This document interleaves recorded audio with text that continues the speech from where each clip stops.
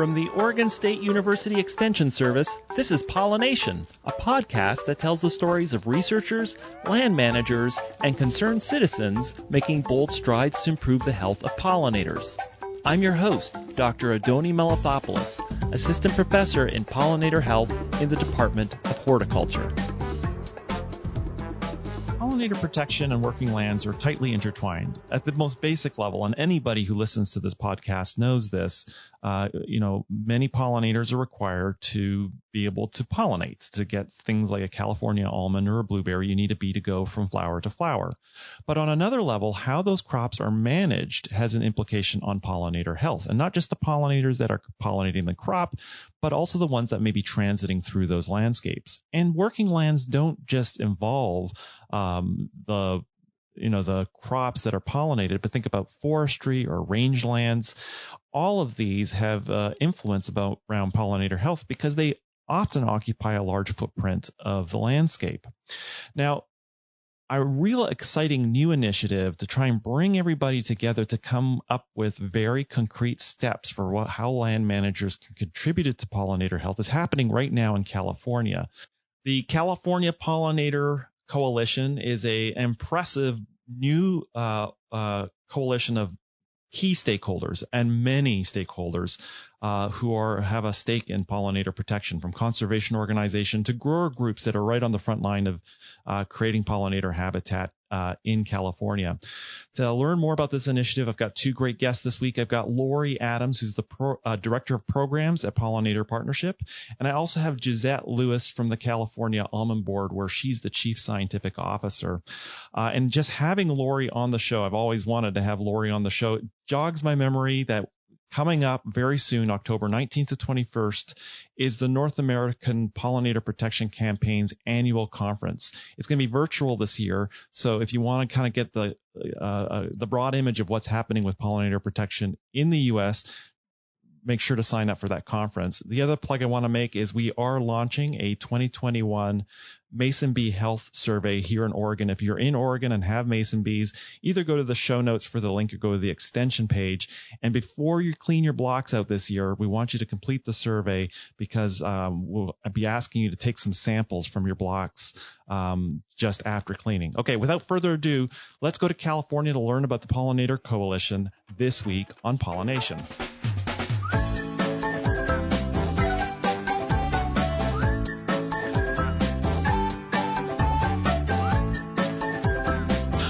Well, hi, Laurie. Hi, Josette. Welcome to Pollination. Hello. Great to be here. Nice to be here. This is a long overdue conversation. I've been noticing across the line, the California Pollinator Coalition. It's really intriguing. And to begin with, why did California need a pollinator coalition? Or maybe to put it a different way, why are pollinators so important to California? Well, maybe I can start off and then Laurie, you can jump in. So this is Josette from the Almond Board of California. And as probably many of your listeners know, almonds are one of the largest pollination events in the world here in California. So we know that one aspect of keeping honeybees healthy is to provide diverse sources of pollen and nectar. And while the almond tree itself is a very high quality nutrition for honeybees, research that we have funded at UC Davis shows that having that extra diversity of forage, and particularly also forage that perhaps goes beyond the almond bloom, so that if the hives are still present, we can provide good quality nutrition for honeybees. So we have a lot of almond growers who are very attuned to the fact that additional opportunities for forage like cover crops and hedgerows are important to keep their investment in honeybees safe. It gives us an opportunity to then leverage that recognition to go beyond honeybees and look at how we can also provide high quality forage and habitat to native pollinators. And farming here in California often means you have to farm in a highly regulated environment with a particular emphasis on environmental regulation. So we have to farm to some of the highest standards in the world. And we increasingly recognize that that many times it's helpful if we are seen as part of the solution, so that we can be proactive in bringing solutions forward to policymakers. So that's sort of the genesis on our side of being a co-founder to this coalition is almonds do a lot for pollinators already, and we really want to both get credit but go beyond that and be seen as a solution for native pollinators as well. I want to have Laurie sort of expand on that, but I do want to comment. We've had previous episode with Project Apis M and other California-based groups that have worked closely and have been funded by California Almond Board. And it has been really remarkable. I look with envy here in Oregon at, the acres of mustard that's planted under California almonds. It's a real success story that, many other states are kind of looking to replicate. And I guess the message that you have is that this is farmer driven. So the farmers themselves are taking this initiative to drive pollinator protection. Laurie, what are your thoughts on sort of the need for the coalition and sort of NAPSI's role in the coalition? Well, and I think that's an important part of your question. Why does California need this? Specifically, California provides 40% of all of the food that the nation eats, and we have over 400 different crops. But in addition, we are leaders, and we do try to look at biodiversity incorporated into our agriculture. And so I think it's not just California that needs this. I think California is showing the way that other states can also do this kind of cooperative effort. I know Iowa has done a pretty good job of putting this blend of agriculture and conservation together for pollinators. But when you consider we have, and I'm going to go through the list because it's a pretty impressive list. This was introduced by Pollinator Partnership. That's the organization that I'm involved with. And one of our initiatives is the North American Pollinator Protection Campaign. So we've done this kind of enterprise across North America. But here in California, Pollinator Partnership, the Almond Board of California, and the California Department of Food and Agriculture. So it was the State Department of Agriculture. The three of us formed this coalition, but we have wonderful partners involved in it, including the Agricultural Council, the Almond Alliance, the California Alfalfa and Forage, the Association of Pest Control Advisors, the RCDs, the California Association of RCDs, the Cattlemen's Association, Citrus Mutual, the California Farm Bureau Federation, the State Beekeepers Association, the Sustainable Wine Growing Alliance, Environmental Defense Fund, Monarch Watch, Monarch Joint Venture, Project Apis M, which you mentioned, the University of California Agriculture and Natural Resources. So we also have NRCS, Western Growers, Neil Williams from UC Davis. We have represented in that group almost every acre that is farmed and ranched in California. So just getting those people all together talking about one issue in a positive way is a huge victory. But we've already started to form working groups to get the level of conversation, which is a little uneven right now. Those crops that are very pollinator dependent probably have much more available resource right now for them to talk to their growers about.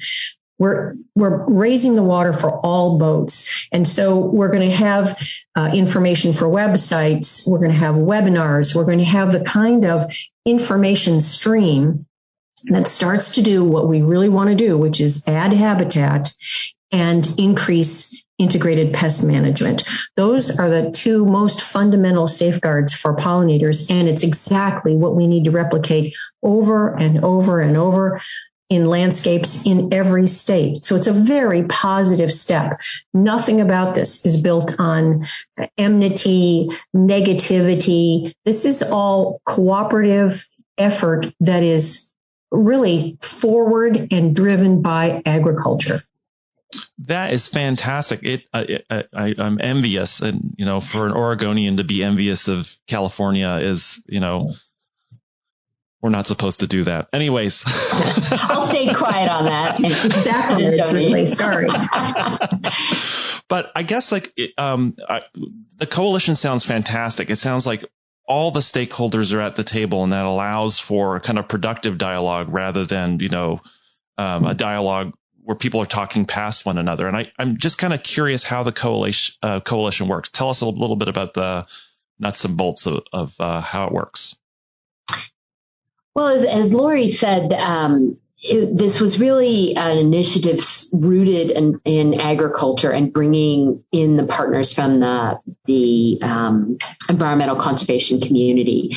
And so in the early days, which we still are in this coalition, we're not yet, we're 3 meetings in, it's really focused a lot on building trust and building a foundation of understanding of how we can provide options to learn from each other and to establish new partnerships. So, as Laurie mentioned, there's a huge variability in the degree to which different agricultural commodity organizations here in California understand and have activities around pollinators with their members. Almond board, because we are a pollination dependent crop, we're often, by its very necessity at the head of the pack on that. So we have quite a lot of effort in this area. But it's always even still an opportunity for us to learn about native pollinators and what we need to do when honeybees leave our orchards. But if you take some of the other commodities, like an alfalfa, which is pollinated by a different type of a bee, but where something like a cover crop as a strategy to provide forage for pollinators is not compatible with the farming systems for perennial crop like a field crop like multi-year crop like alfalfa, or someone from the Cattlemen's Association, where often you're dealing now with grazing lands and foothills as opposed to putting a cover crop there either. So how do we what are the existing resources that this coalition could help mine as a starting point to help people in the ag sector understand what guidance they might provide to their members on habitat? What are some of the incentive-based opportunities to get cost sharing, say, from state or federal funds? We're very fortunate here in California, and the governor just put a major shot of new funds into programs like our Healthy Soils program, which can help cost share some important practices that both benefit the grower in terms of return to yields and improving their soils, but can also double as pollinator habitat. So whether it's a cover crop or a hedgerow or riparian buffer, those are cost-sharing opportunities at the state level. And then, as Laurie mentioned, we'll eventually ladder up to integrated pest management practices and how we can take advantage of the huge resource we have here with cooperative extension in the state of California and the University of California's IPM program, which covers most of the major commodities. So I think we're starting with just trying to get the best available information together and packaged in a way that it can start a learning process among our peers and start engaging more member farmers and ranchers in the agricultural community in understanding what actions they might take to provide better forage and habitat for pollinators. I love that answer. And, it does it's great that, certain commodity groups have been working with pollinators already. Almonds, for example, has a huge skill set. And, I do find here in Oregon, for example, grass seed farmers I haven't had a lot of interaction with pollinators, may not know that much about them, don't know what their roles are. And it certainly helps when you have a commodity group, other farmers sharing their experiences, because that really resonates, I think, with other growers to hear other growers tell them how they've been able to pull it off. Yeah. And I would just say on that, I mean, that is really a core. And I'll be honest, even for, almonds, I can learn a lot from the wine grape people. There's a lot of very forward thinking practices in the wine grape industry here in California. And I'm sure they're in Oregon too. Mm-hmm. But for me, as much as we have a really clear ability to tell growers, doing these things for pollinators returns to you as a grower. So providing forage will make those bees healthier, and that's your investment in the beekeeper who's coming back next year. So we can often help growers understand why it's in their self-interest to do these things. But I think, I'll be honest, part of it is also helping them, again, really understand that being seen as part of the solution by taking voluntary actions is also very important to being considered part of the larger ecosystem and the larger community in which we farm. And in a state like California, our freedom to operate, it's very important that we are seen as part of the solution. And so for some commodities, that might be the primary driver, is that this voluntary action is what helps us retain that freedom to operate and that freedom to farm by showing policymakers that we can be part of the solution. Fantastic. Laurie, do you have any thoughts on that? And the other thing, I always think of pollinator partnership as sort of the consummate coalition builders. I think I've worked with pollinator partnership for some years now, and it seems like you really have a knack of bringing people to the table and sort of guiding the discussion. Tell us a little bit about, and also just what Josette said about being able to do a voluntary program and show that it works. Well, I thank you for that compliment. That's certainly something we try to do, and we certainly aim for that in everything we do, because having everybody at the table really helps with the ultimate solution. If people are listening to one another, they get a lot further. And that is actually where we started the conversation with the California Pollinator Coalition. We listened to the growers and we went through their challenges, not their challenges with pollinators, just their challenges growing food in California. And we heard about labor. We heard about water. Obviously, that's pretty much everybody knows about water, but labor is a huge issue. An aging population is a huge issue.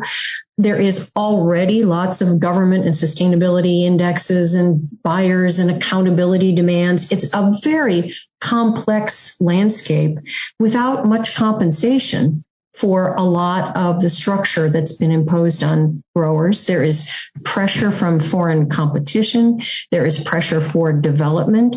So all of these pressures we wanted to understand, and we wanted our conservation partners to understand as the backdrop for all of the issues we already know pollinators face. So how can we integrate those two things in that context? And as Josette pointed out, there are benefits that we are emphasizing, benefits that the growers get, not just in their sustainability programs and the story they tell about growing food, but literally the health of the soil, the retention of water, groundwater recharge, the whole notion that biodiversity and agriculture can and should coexist is actually a little bit new. It's kind of an old-fashioned idea if you're a small farm, but if you're a large production conventional agriculture, you have to see your way forward to how this integration is going to work and benefit you. And that's where we're headed. And I think we're doing it with the best science we can find, which is also really helpful. We tell the complete story of the science. We don't just pick a convenient fact here and another convenient fact here and kind of make a case.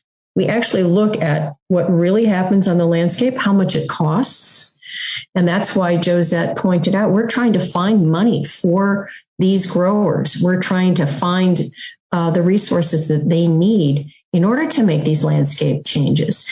We're asking them to sometimes take land out of production, but often we're asking them simply to take the field edges or the less productive aspects of their operation and put those into habitat.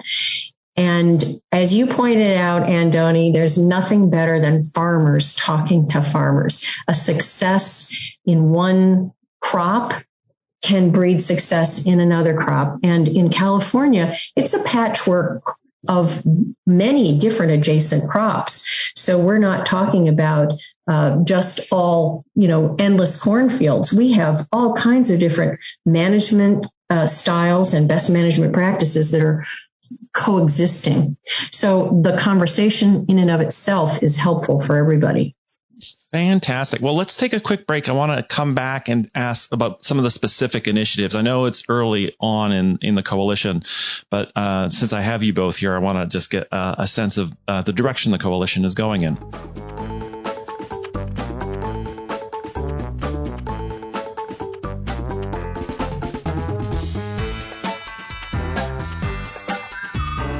Okay, we're back. So this is a really impressive initiative, and I love that habitat and integrated pest management have sort of been identified as these key issues.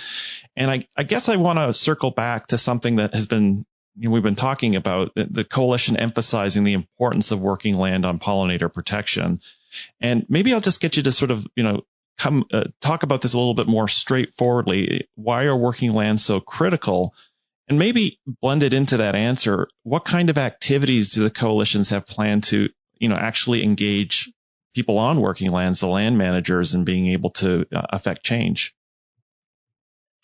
Well, maybe I can start off with why working lands are so important. I think many people are aware that here in California, we have a very large portion of our state, in fact, almost 50%, that are in public lands, particularly federal and state conserved areas.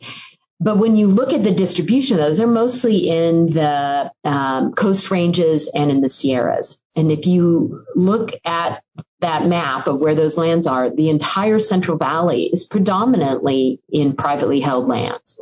So if you want to think about biodiversity and ecosystems, for any species that for whom their native range is within the Central Valley, or they maybe migrate across the Central Valley, agriculture has to be part of the solution. There is no way to create large new public conserved lands that would serve that important role in the ecosystem. So it's just by its very nature of the history of our state that those private landholders in the Central Valley have to be part of the solution if we want healthy ecosystems. So we're ready to step up and be on that journey. In terms of the kinds of activities that all kind of get us started is, again, kind of reflecting on the diversity of where each of these different agricultural organizations are coming from.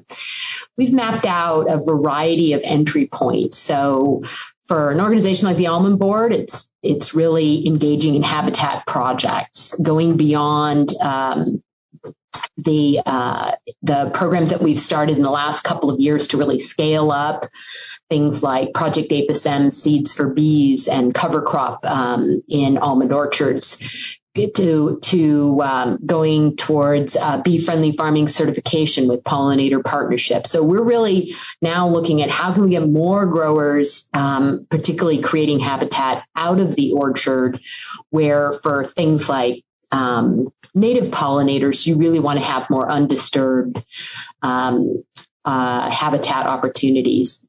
But for many commodities, it might start with getting organized and raising awareness, getting pollinators on their growers or ranchers' radar, and an understanding of these, what are the pollinator issues for their commodity, or how is it they can be part of the solution? So starting with raising awareness, and then going beyond that to maybe starting to partner with one of the conservation organizations. Again, we have a few of those partnerships already here in almonds, but for many it'll be new. So who do they go to if they want to know how to promote cover crops with forage opportunities or to put in hedgerows? So pulling forward that information on potential partners, and then going in toward developing best management practices for individual commodities in many cases.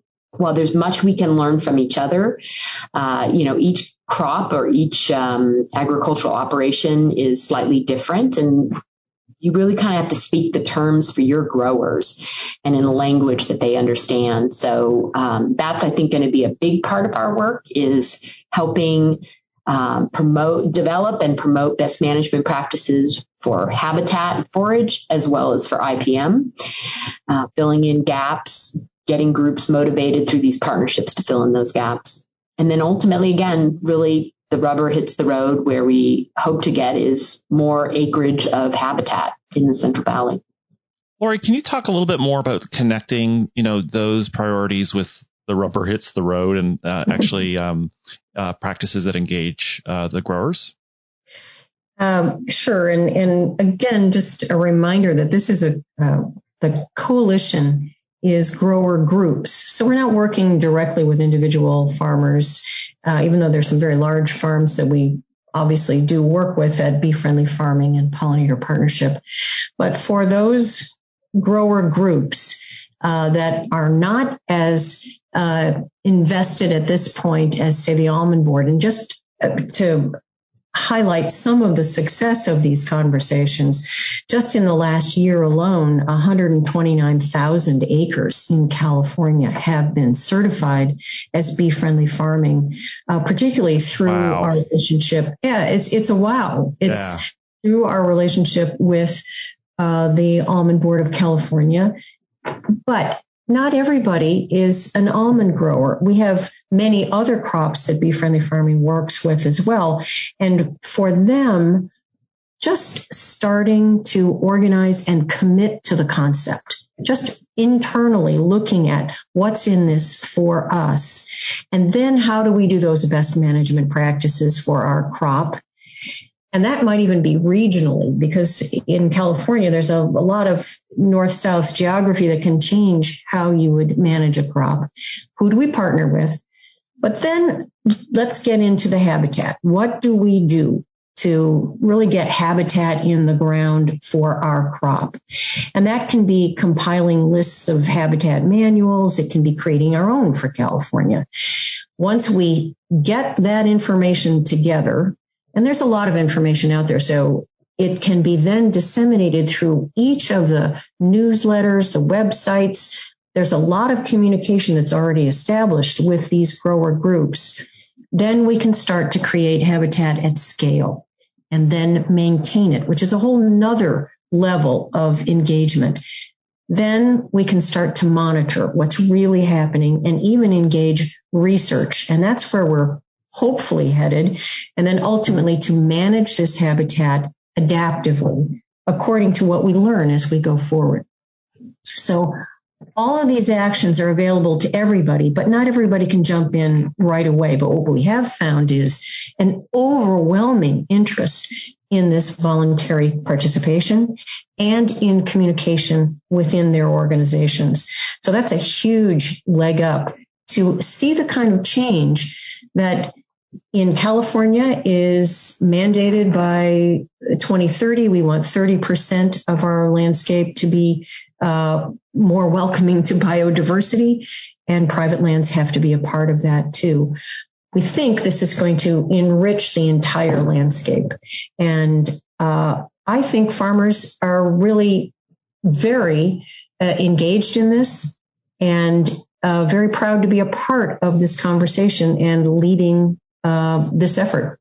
I really love the way that you put that, because, one of the things that I've learned from California and the Almond Board specifically is that the best management practices are specific to almonds, and they really are not generic. It really tells people what to do. And I like the idea of when you sit down to prioritize things, you think you think carefully about the capacities of that industry, where they are at right now, and what the next steps are, rather than blanket, everybody has to do, because then it actually becomes actionable. Like it's something, it doesn't just get put on a shelf and it's like, oh, here's our aspiration list, and it doesn't ever go anywhere. And they own it, because really, we all know the work they do is really difficult, and sustaining agriculture and having healthy soils, healthy air, healthy pollinators. This is in everybody's interest, but we don't want it to become something where it's forced, because that can be divisive, and that can actually make things not progress as quickly as this kind of cooperative engagement can. Well, I guess, I'm really excited. I think this is in some ways this echoes, although in a much smaller scale, what we've attempted to do here in Oregon. And I guess, what I always ask myself is, and I'm really curious what your answer would be, is what would, success for the coalition look like? Like, what do you envision? What do you picture in your mind success looking like in a couple of years?